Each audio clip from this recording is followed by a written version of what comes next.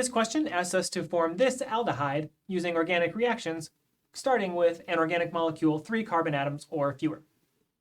When I look at this molecule, I see an aldehyde in the product. One of my preparations of aldehydes would involve taking an alkyne and reacting it under hydroboration conditions. So first I would react with boron, followed by sodium hydroxide and peroxide. That would form an aldehyde from an alkyne.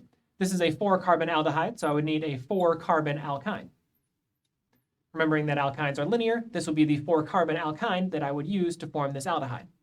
This is good because now my synthesis target isn't this aldehyde, now it's this alkyne. If I could find a way to make this alkyne, I could treat it with hydroboration conditions to form the aldehyde. How do I form an alkyne? Well, this is 4 carbons, so I need to go back to molecules 3 carbon atoms or fewer. I can use a carbon-carbon bond forming reaction to form this alkyne.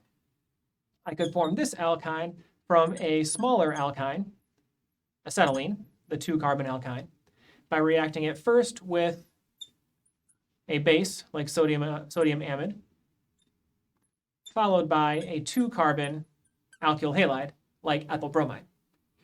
Sodium amide would deprotonate the alkyne to make an alkyne anion. That could do an SN2 reaction with the alkyl halide to form the longer alkyne. These starting materials are fewer than 3 carbons, so this would be a valid synthesis pathway to form this alkyne from organic starting materials 3 carbon atoms or fewer.